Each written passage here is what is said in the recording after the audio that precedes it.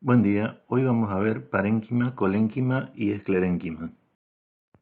El parénquima es un tejido simple, poco diferenciado, que puede asociarse a otras células para formar tejidos complejos.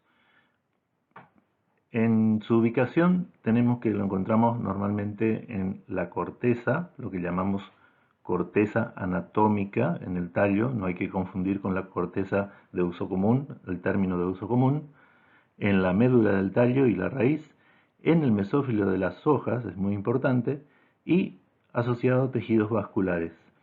Como características citológicas del tejido tenemos que es un tejido vivo a la madurez, sus paredes son primarias y pueden llegar a engrosarse, pueden llegar a tener un pequeño depósito de lignina, sobre todo los que están asociados a tejidos vasculares secundarios. Campos primarios de puntuaciones son su medio de comunicación intercelular y cuando hay un espesamiento en la pared, como habíamos mencionado en las células epidérmicas, pueden llegar a ser puntuaciones simples. El origen, o sea, de dónde proviene este tejido, es muy importante, ya que en el cuerpo primario de la planta proviene del meristema fundamental y el que está asociado a los tejidos vasculares primarios proviene del procambium y el que está asociado a los tejidos vasculares secundarios proviene del cambium. La forma y disposición de las células en el parénquima es importante, por lo general se trata de células poliédricas, o sea, cuando uno hace un corte ve que más o menos tiene la misma proporción en todos los sentidos. Puede en un corte en microscopio, esto es un corte en microscopio de luz, esto es un corte observado en microscopía electrónica de barrido, donde podemos contar 6 o 7 caras aproximadamente, pero en realidad se trata de un ortotetradecaedro con 14 caras, o sea, si lo vemos tridimensionalmente, esta es la figura típica de la célula parenquimática. También pueden ser alargadas, rectangulares alargadas en los parénquimas clorofilianos y también en los radios medulares. Pueden ser cortas y lobuladas en parénquimas lagunosos, eso acuérdense porque eso es importante en el mesófilo, que son lobuladas. Con pliegues bien marcados en el mesófilo de Pinus, eso también lo van a poder ver cuando se vea anatomía de hoja. Y pueden llegar a ser también estrelladas como en los aerénquimas. Este es un tipo particular de parénquima que enseguida lo vamos a mencionar. Y en este caso vemos que tiene bracitos para distintos lados. Bien, ahora vamos a estudiar la clasificación del parénquima de acuerdo a la función que tiene este parénquima. Y así diferenciamos el parénquima fundamental, parénquima clorofiliano o clorénquima, parénquima de reserva, reservante o almacenador, parénquima acuífero, parénquima aerífero o aerénquima y el parénquima asociado a los tejidos de conducción. Comenzando con el parénquima fundamental, diremos que es un tejido prácticamente de relleno que se distribuye por muchos lugares de la planta, pero especialmente en la médula y el corte de tallos y raíces. O sea, ahí en esos lugares es llamado parénquima medular y cortical dependiendo de la posición, o sea, de donde se encuentre. El parénquima clorofiliano o clorénquima es uno de los más importantes y más distribuidos también en la planta. Es el encargado de realizar la fotosíntesis. O sea, como es el tejido cuyas células contiene a los cloroplastos, estos son los que realizan la fotosíntesis y se van a ubicar preferentemente en las partes verdes de la planta, o sea, las hojas o tallos verdes, porciones verdes. En las hojas, como habíamos dicho, en lo que se llama parénquima clorofiliano, podemos tener células alargadas, era una de las formas que habíamos visto hoy, y también isodiamétricas lobuladas en el parénquima lagunoso. En el parénquima donde están las células alargadas se llama parénquima enempalizada. Acá tenemos, esta es una imagen tridimensional con epidermis superior o adaxial y epidermis inferior o abaxial, donde acá lo tenemos a esto mismo pero en corte. Podemos tener una o dos capas, acá tenemos una capa de parénquima empalizada, acá tenemos dos capas, más o menos igual que acá. Esto también es una fotomicrografía de microscopio electrónico de barrido, donde vemos el mesófilo de la hoja. El mesófilo es La parte media, meso es la mitad, la parte del medio, o sea, la que está entre las dos epidermis. El mesófilo, entonces, podemos, en estos ejemplos que estamos viendo acá, estos tres, podemos, y este cuarto también, podemos dividirlo en parénquima empalizada arriba y parénquima lagunoso abajo. Acá también podemos ver más o menos lo mismo, dos capas de parénquima empalizada, y acá abajo ya vemos las células lobuladas del parénquima lagunoso. Ahora, esto nos da una estructura heterogénea en el mesófilo de la hoja. Después vamos a ver en anatomía de la hoja una clasificación, ya lo estamos adelantando un poquito. Entonces podemos decir que es heterogéneo en eudicotiledóneas y es homogéneo en monocotiledóneas, generalmente.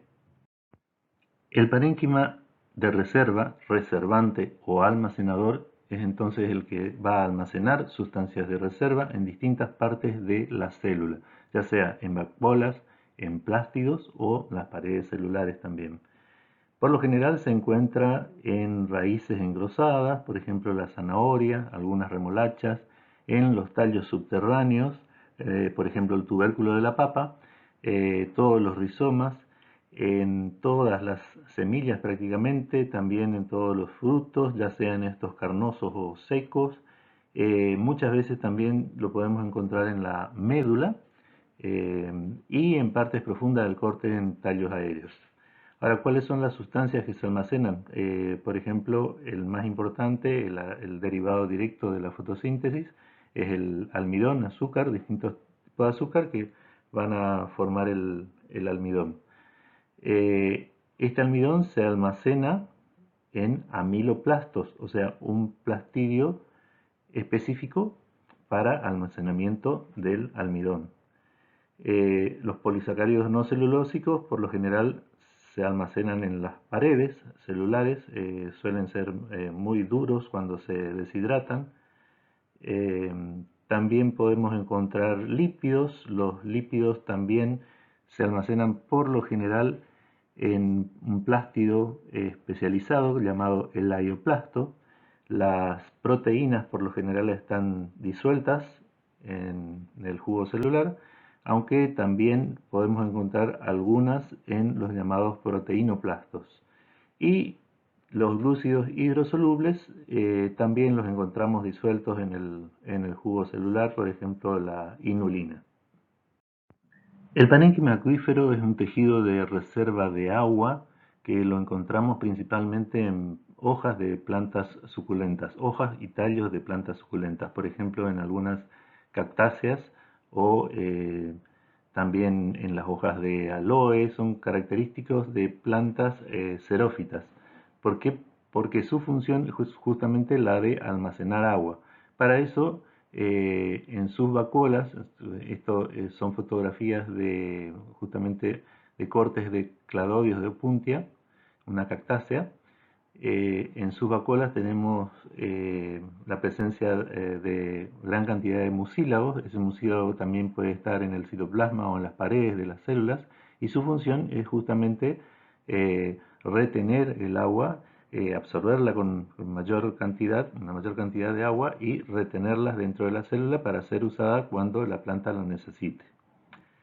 El parénquima aífero o aerénquima también está muy distribuido entre las angiospermas acuáticas o de lugares anegados, donde vamos a tener que se trata de un parénquima que se dispone en las hojas, tallos, pecíolos de esas plantas, que le permiten airearse más fácilmente y también le permiten la flotabilidad. Esto lo hacen de manera muy eficiente porque con pocas células se consigue una muy buena estructura, y esas células son de muy diferentes formas. Pueden ser isodiamétricas, pueden ser estrelladas, pueden tener bracitos. Por lo general están rodeando cámaras o espacios intercelulares que pueden formarse tanto en forma lisígena o esquizógena. Una vez que se empiezan a formar, las células se dividen perpendicularmente, lo cual agranda mucho el espacio intercelular, dejando estas cámaras de aire. Si están ubicadas en tallos o pecíolos de hojas alargados, por lo general hay una capa de células que se ubica transversalmente, de pocas células, que le sirve a la planta para evitar inundaciones. O sea, es como una pequeña tapa que tiene el tallo o esa porción alargada de la planta, puede ser el pecíolo, donde si hay una rotura, ese diafragma va a impedir que el agua invada toda la planta. Por último, pero no menos importante, tenemos el parénquima asociado a los tejidos de conducción. Esto, lo más importante de esto es el origen de este parénquima, que es diferente a lo que habíamos mencionado hasta ahora. Los que mencionamos hasta ahora se originan del meristema fundamental. En este caso, el parénquima asociado a los tejidos de conducción se originan del procambium y del cambium, o sea, meristemas laterales. La función que va a tener este parénquima es la de reserva y transporte principalmente. Se van a localizar siempre al lado del xilema y el floema, principalmente el floema en algunos casos. Van a formar los llamados radios medulares, que ya lo vamos a ver cuando veamos estructura secundaria, y el parénquima axial, o sea, el parénquima en fila que corre a lo largo del eje mayor del tallo. Y también van a formar las llamadas vainas fasciculares, o sea, el tejido en forma circular que rodea a los acecillos fasciculares. Un acecillo fascicular va a estar formado por un conjunto de xilema y floema. Y por lo general, en muchos casos, lo vamos a ver también en anatomía de hoja, están rodeados por vainas formadas por células parenquimáticas que generalmente tienen cloroplastos diferenciados. Otro tipo de parénquima asociado a los tejidos de conducción bastante importante son las células de transferencia, que están especializadas justamente en transferencia de solutos a corta distancia. Tienen una amplia superficie porque tienen invaginaciones. Eso aumenta la superficie de la membrana plasmática y están asociadas entonces al floema y el xilema en las venas, en las trazas foliares, mono y dicotiledóneas. También vamos a encontrar este tipo de célula de transferencia en tejidos de estructuras glandulares. Cuando veamos esa teoría lo vamos a mencionar en los nectarios, en la glándula de sal y en glándulas de plantas carnívoras. Ahora vamos a pasar a los tejidos de sostén y comenzaremos con el colénquima, luego veremos el esclerénquima. El colénquima es un tejido simple, es un tejido vivo a la madurez, tiene células con paredes primarias, es un tejido bastante fuerte y flexible, normalmente hallado en las angiospermas eudicotiledóneas, y se lo define como un tejido plástico, ya que puede doblarse, puede torcerse, el órgano en el que está puede doblarse, pero no recupera su forma original. Incluso en algunos casos se rompe. Es un tejido subepidérmico, está por debajo de la epidermis directamente, o puede estar separado de la epidermis por una o dos capas de células normalmente o generalmente parenquimáticas, muchas veces clorenquimáticas. También puede aparecer en partes florales o frutos. Las cubiertas de los frutos que son blandas y comestibles, por ejemplo, las uvas, son frecuentemente colenquimatosas y es lo que uno come en las pasas de uvas generalmente es la porción colenquimatosa del fruto. En los tallos puede formar una capa continua alrededor de la circunferencia del tallo. Acá este tallo, por ejemplo, tiene lo que nosotros llamamos costillas, que son como ángulos que sobresalen el diámetro del tallo y este es un corte en detalle, una vista en detalle de cómo vemos la costilla. O sea, se ubica como tejido subepidérmico rellenando esa costilla. Por fuera es bien visible esa costilla, se nota bien. Muchas enredaderas tienen ese tipo de tallos. O también se ubican como tejido subepidérmico formando un cordón. O sea, no es continuo, eh, sino que forman cordones. En los pecíolos también la distribución del colénquima es similar a la encontrada en los tallos, y en las venas foliares, las principales, las mayores, aparece normalmente en la cara inferior o puede estar en ambas caras. Las células del colénquima son generalmente alargadas. Nosotros siempre las estamos viendo en corte transversal, por eso no vemos en su longitud, pero acá está representado un corte longitudinal de esto mismo, y allí podemos ver que por lo general son bastante alargadas y llegan a alcanzar hasta 2 milímetros de longitud, lo cual es bastante a nivel celular. Esto que está en corte transversal, ahí son poligonales, ligeramente isodiamétricas, van perdiendo su forma a medida que van aumentando el espesor de su pared, o sea, a medida que va habiendo más depósito de pared.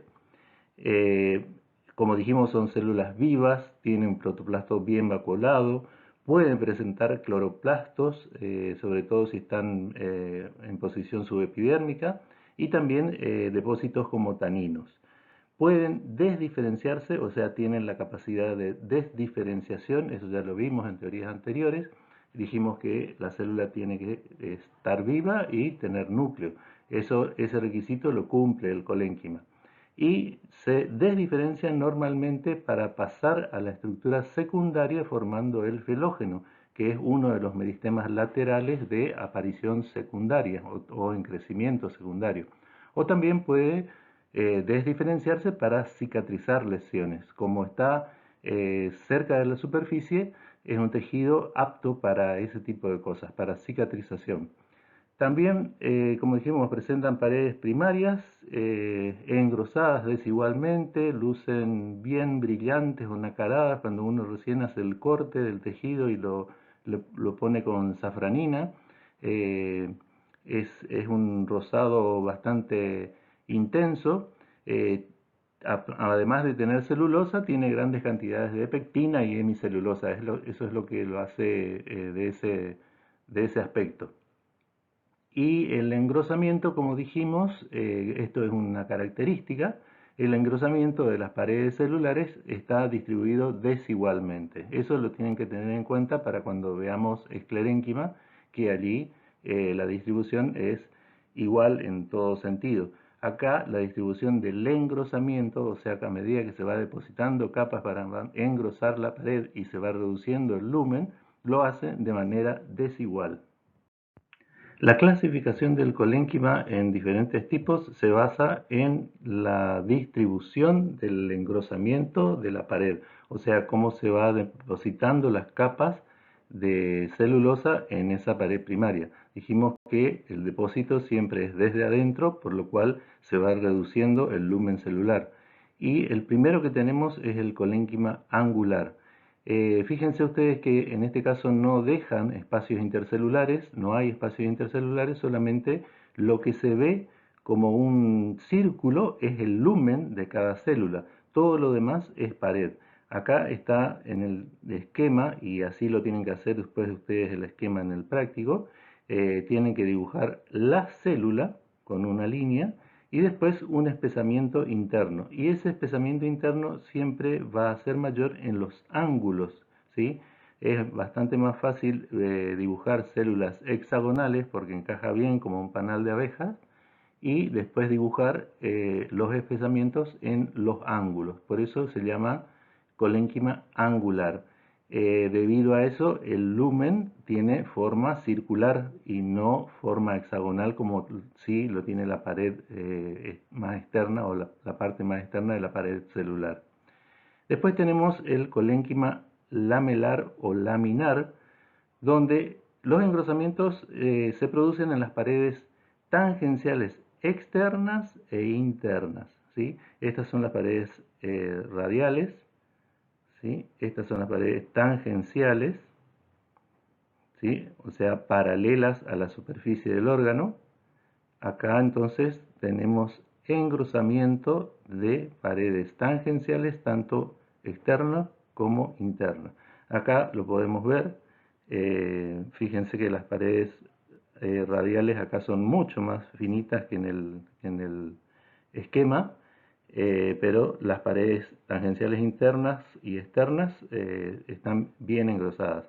Esto por lo general se da en los lugares del tallo o el pecíolo donde son lisos, o sea, no donde presentan costillas, sino en las partes lisas. El lagunar, el colénquima lagunar, allí las células presentan espacios intercelulares, a diferencia del colénquima angular, y entonces los espesamientos otra vez se dan en los ángulos de la célula, pero se localizan obviamente cerca de los espacios intercelulares. Por ejemplo, tenemos esto del pecíolo de Malva o raíces aéreas de Monstera, donde fíjense que hay espacios o lagunas intercelulares y los espesamientos están cercanos a esos espacios intercelulares por estar otra vez cerca del ángulo de cada célula. Acá sí la célula conserva un lumen bastante más en referencia a su pared, o sea, si son células hexagonales, el lumen queda bastante más hexagonal, por la presencia de esos espacios intercelulares donde se depositan la celulosa para el espesamiento.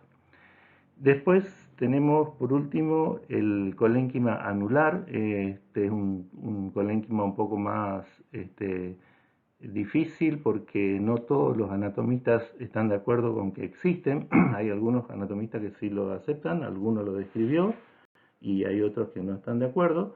Ya sería el último paso a un desarrollo bastante masivo en el colénquima angular. O sea, es como un colénquima angular muy crecido o muy desarrollado.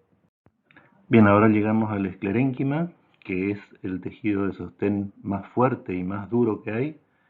Es el tejido de sostén de las monocotiledonias dentro de las angiospermas y también lo vamos a ver muy relacionado con la estructura secundaria, aunque también lo encontraremos en estructuras primarias, como vamos a ver. Y esa dureza, esa extrema dureza, está dada por la aparición de la pared secundaria. La pared secundaria se forma en las células del esclerénquima y principalmente lo más importante es la aparición de la lignina. La lignina impregna la pared secundaria hasta en un 30%, o sea, la pared secundaria está formada por celulosa, hemicelulosa y está impregnada de lignina. Aunque parezca raro, la impregnación comienza de afuera hacia adentro, o sea, en principio es la laminilla media, la que se impregna de lignina, después la pared primaria y después las distintas capas de la pared secundaria. A veces la última capa, la S3, suele quedar sin impregnación de lignina. Pero siempre vamos a ver una pared gruesa. Fíjense que acá tenemos un corte transversal de una hoja de gramínea, una monocotiledonia, como les decía. Es el tejido de sostén clásico de las monocotiledonias. Y acá tenemos cortes transversales de tallo. En Quercus, que es el roble, vamos a tener muchas fibras. Es un tipo de células esclerenquimáticas. Acá lo vemos en corte transversal. Fíjense que prácticamente todo pared, dejan casi nada de espacio intercelular, no se puede ver nada, espacio intercelular, y solamente aparecen muy de vez en cuando el lumen de alguna de esas fibras. En este caso también en Drimys vemos las fibras o esclerénquima, células del esclerénquima con paredes muy engrosadas y se están señalando los canales de las puntuaciones simples que pueden aparecer entre una y otra. El origen del esclerénquima es variado. O sea, las células esclerenquimáticas, tanto las esclereidas como las fibras, que son los dos tipos celulares principales que vamos a ver, esclereidas y fibras, pueden aparecer tanto una como la otra, o principalmente una y otra, en tejidos primarios y secundarios. Si hacemos la ontogenia, o sea, si hacemos el estudio de dónde provienen estas células que después quedan en estos tejidos primarios o secundarios, vamos a encontrar que pueden derivar de los diferentes meristemas primarios o también de los meristemas secundarios. Entre los meristemas primarios incluso pueden derivar de la protodermis. Principalmente lo hacen del meristema fundamental, pero también pueden hacerlo del procambium. Y entre los meristemas secundarios pueden derivar del cambium principalmente, pero también pueden hacerlo del felógeno. Cuando están creciendo estas células, al principio se desarrollan de manera simplástica, o sea, se desarrollan en conjunto con sus células vecinas. Van acompañando el desarrollo también las comunicaciones intercelulares, pero después comienzan a crecer en forma intrusiva, principalmente las fibras, que son elementos alargados, muy largos incluso, o también las esclereidas ramificadas. Cuando pasa esto, son los extremos que comienzan a crecer entre las otras células. Si hay un impedimento en el camino, se bifurcan, o sea, se dividen, siempre tratando de meterse entre las otras células, y en estos casos no hay comunicaciones intercelulares en esa zona. Ahora, acá podemos ver una esclereida. Como les decía, vamos a ver dos tipos de células, esclereidas y fibras. Acá también vamos a ver otro tipo de esclereida, pero esto en un corte óptico, o sea, no es que se haya cortado la planta justo a esta altura, sino que lo estamos viendo en un corte óptico, o sea, moviendo el micrométrico del microscopio, uno puede hacer lo que se llama corte óptico, cambiando el punto de enfoque. Acá sí vemos un corte transversal, donde vemos las fibras en corte transversal, o sea, vamos a ver prácticamente la pared secundaria y lo que queda blanco en el medio, el lumen. Acá vemos en longitudinal lo mismo, con paredes muy gruesas. Recuerden lo que les había mencionado en el colénquima, que el engrosamiento de las paredes era desigual en el colénquima. En el esclerénquima es bastante igual en todas sus paredes.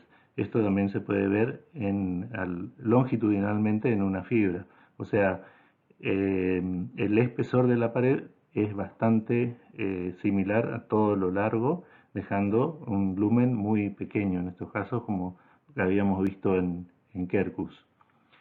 ¿Cuáles son las diferencias justamente entre ese clorénquima y esclerénquima? Bueno, las células del colénquima pueden desdiferenciarse, como habíamos dicho, porque es un tejido vivo a la madurez y tiene protoplasto y núcleo.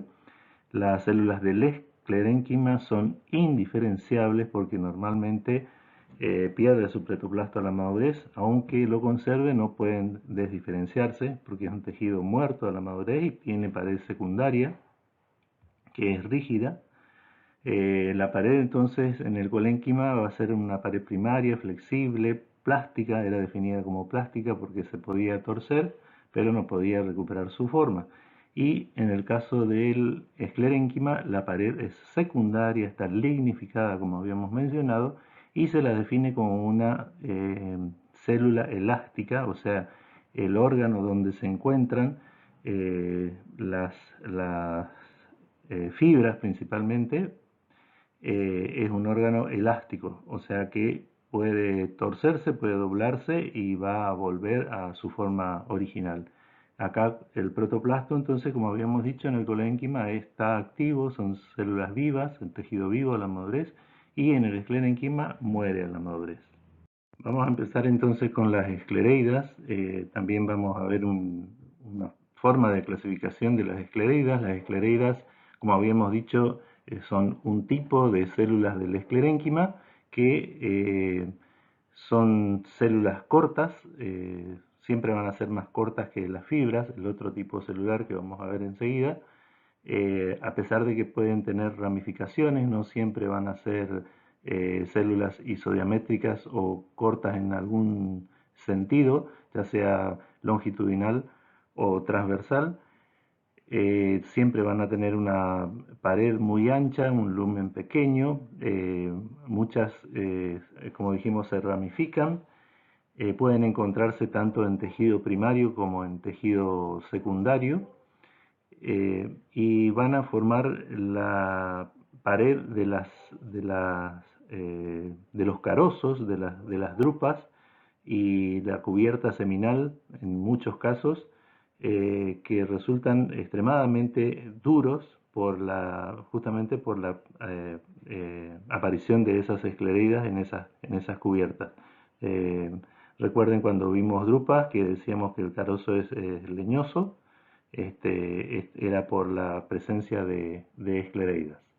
La primera esclereida que vamos a ver, la vamos a clasificar entonces por su forma, tamaño y características de las paredes, va a ser la braquiesclereida. Braqui significa corta, y entonces vamos a hablar de una célula bastante corta, ligeramente isodiamétrica, también conocida como células pétreas. La encontramos, por ejemplo, en la carne de la pera. Vamos a encontrar eh, nidos esclerenquimáticos, los llamados nidos esclerenquimáticos. Esto es un corte o un raspado de la parte que nosotros comemos, el mesocarpo, en, en, el, en el fruto, en el pomo de la pera. Y allí encontramos entonces estos nidos esclerenquimáticos que, si ponemos con mayor aumento, vamos a ver que están agrupados. Las esclereidas normalmente son solitarias, pero también, como en este caso, pueden estar agrupadas. Lo que sí, nunca van a estar formando cordones como sí lo hacen las fibras. Las fibras sí forman cordones. Y vamos a encontrar que en un corte óptico vamos a ver bien perfectamente el lumen, vamos a ver los canales de la puntuación. Las puntuaciones son simples, no hay otra posibilidad. Y moviendo el micrométrico, como yo les decía, para hacer cambiar el enfoque, también lo vamos a ver en vista superficial, y en esa vista superficial vamos a ver esas células isodiamétricas y vamos a ver que esas puntuaciones son como pequeños puntitos o agujeritos, que son los canales, la parte exterior de los canales de comunicación. Esta es una representación gráfica de esto, de la esclereida en corte, donde vamos a ver el lumen, y los canales, que algunos son ramificados, los canales de la puntuación. Si hacemos entonces una vista superficial, o sea, si lo miramos, cambiamos el enfoque del microscopio, vamos a ver las mismas células, pero como si las estuviésemos mirando desde afuera, ¿sí? No en corte, sino desde afuera. Y ahí vamos a ver la parte externa de los canales de comunicación, de las puntuaciones simples.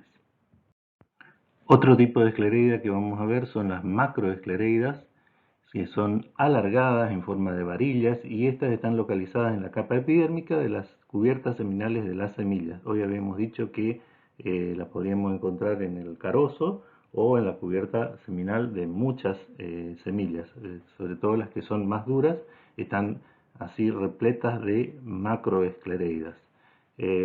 También vamos a ver las osteoesclereidas, que son células columnares con extremos ensanchados. Estas las podemos encontrar tanto en hojas como en semillas de leguminosas. Las astroesclereidas son otro tipo de esclereidas ramificadas en grado variable. Son comunes en las hojas de eudicotiledóneas. Las fotografías que se ven acá son fotografías tomadas de cortes de hojas. Por ejemplo, en las hojas de la camelia, en las hojas del té, la pueden encontrar fácilmente haciendo cortes y haciendo una tinción con safranina. Luego tenemos estas que son en extremo alargadas, son las esclereidas filiformes.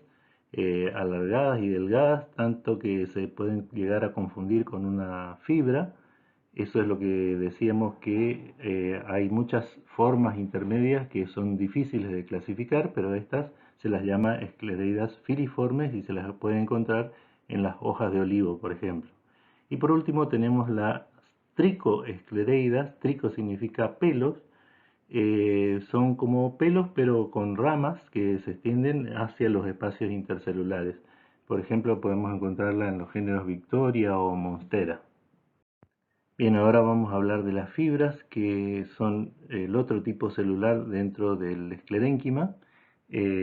Son elementos que no tienen tanta variabilidad morfológica como las esclereidas, ya que son células alargadas, extremadamente largas. Algunas fibras comerciales llegan a ser muy largas, con los extremos abusados. También son células con paredes engrosadas, pero el espesamiento de la pared puede variar dependiendo del tipo de fibras, y también el tipo de comunicación intercelular va a variar dependiendo del tipo de fibras del cual estemos hablando. Para clasificar a las fibras vamos a tener que las fibras pueden ser cilemáticas o cilares, o sea, aquellas que se encuentran relacionadas al xilema, eh, que es el tejido de uno de los tejidos de conducción, y las fibras extracilares o extracilemáticas, las que no están relacionadas al xilema, están por fuera del xilema. Las fibras por lo general están en grupo, es raro que se encuentren solitarias. Y dentro de las fibras cilemáticas oscilares, entonces vamos a encontrarnos con fibrotraqueidas, fibras libriformes, fibras mucilaginosas o gelatinosas y fibras septadas. Dentro de las fibras extracilemáticas o extracilares vamos a tener en el tallo y en raíz las fibras corticales y perivasculares flemáticas. Y en la hoja vamos a tener la vaina fascicular, las extensiones de la vaina y cordones no fasciculados.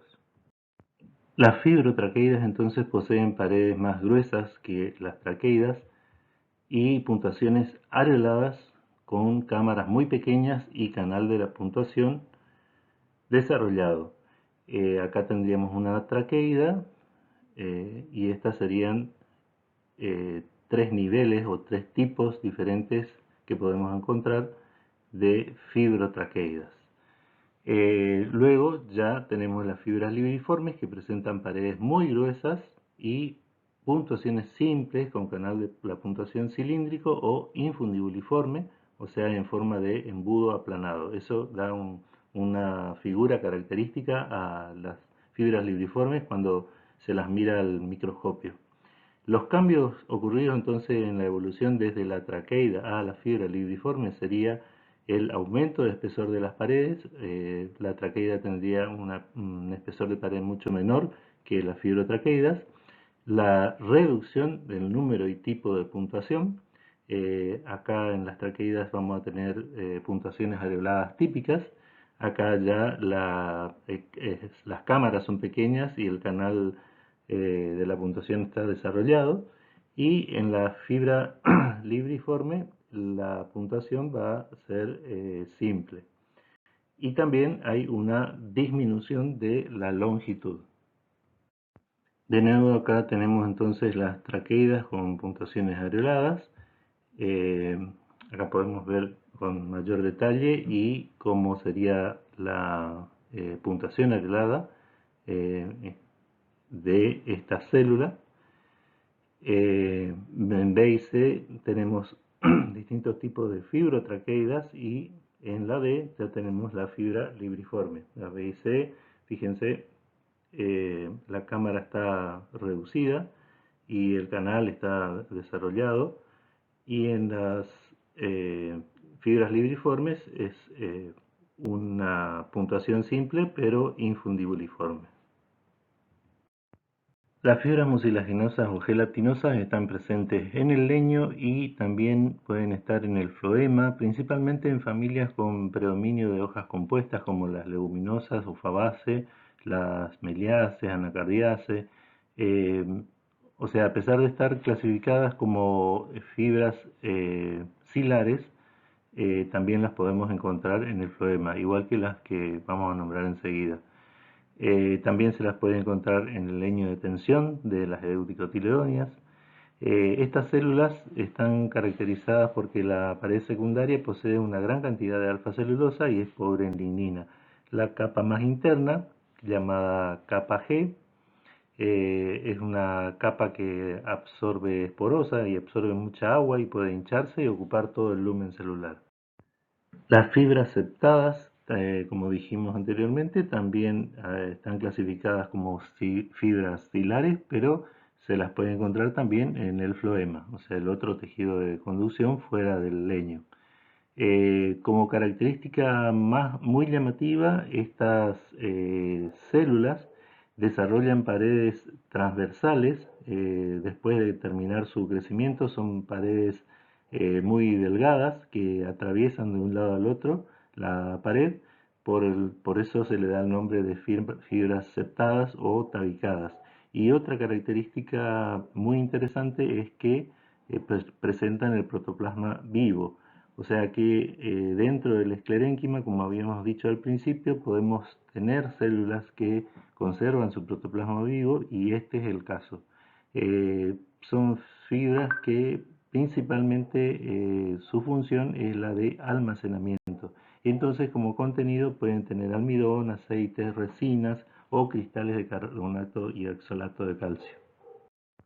Pasando ahora a las fibras extracilares, vamos a comenzar con las fibras corticales, donde son fibras que se encuentran en el córtex, pueden formar un cilindro subepidérmico, como les había dicho, es el tejido de sostén característico de las monocotiledonias, por lo tanto acá no vamos a tener colénquima y vamos a tener esclerénquima como tejido de sostén subepidérmico.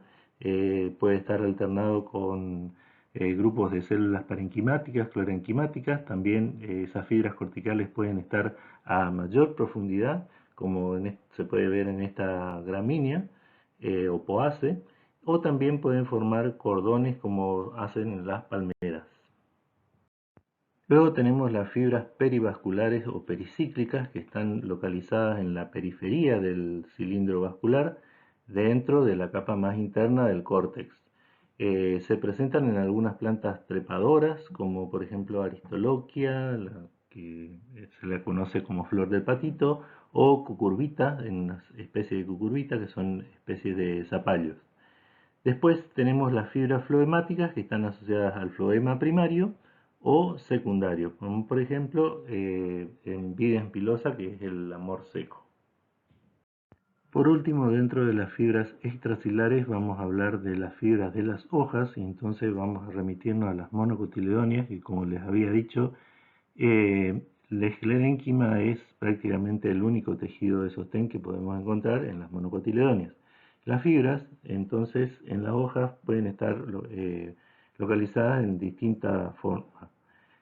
Pueden estar formando casquetes o vainas alrededor de los haces vasculares. Acá tenemos dos casquetes bien formados. Esto es un haz vascular donde vamos a encontrar xilema y floema, y esto es un casquete que nos llega a ser una vaina. Una vaina es cuando la rodea completamente, como por ejemplo tenemos acá un acecilio vascular en un corte transversal de una hoja, y las células que están rodeando ese acecilio vascular se llaman vainas fasciculares. Pueden estar formando las fibras, pueden estar formando extensiones de la vaina. Eso significa que va a estar conectando la vaina fascicular a la epidermis, ya sea la adaxial o la abaxial o a ambas epidermis. Esto lo vamos a estudiar con más detalle cuando veamos anatomía foliar.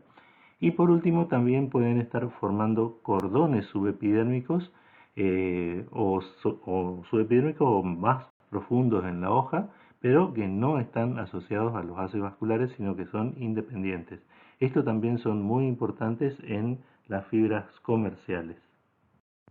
Como les mencioné entonces, las fibras todavía son usadas comercialmente y hay muchas que todavía tienen mucha importancia económica y las vamos a dividir en dos, las fibras duras y las fibras blandas.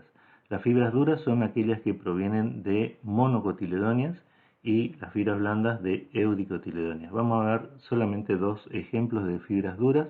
Esta, que es la más conocida de todas, el cáñamo o abacá, cáñamo de Manila, que proviene de un banano, Musa textilis, es la más importante en la industria de la cordelería. Recuerden ustedes esa hoja particular que tiene el banano, que sus vainas están formando un pseudotronco. Todo eso está formado por fibras. La otra proviene de Sansevieria, de distintas especies de Sansevieria conocidas como cola de tigre, y se cultivan principalmente varias especies porque producen fibras para cordelería que son resistentes al agua salada. Y dentro de las fibras blandas vamos a mencionar al lino, Linus nucitatissimum. El lino es también cultivado eh, principalmente por sus fibras blandas. Es una fibra superior en calidad a la del algodón. Recuerden que el algodón es un pelo de la semilla, no es una fibra como la que acabamos de ver, componente del esclerénquima. Y proporciona entonces un tejido mucho más fino. Estas fibras pueden alcanzar hasta 7 centímetros de longitud. Hay fibras que son mucho más largas en las monocotiledóneas. Pero como característica de esta fibra, por ejemplo, el papel moneda del dólar se hace en parte con fibras de lino.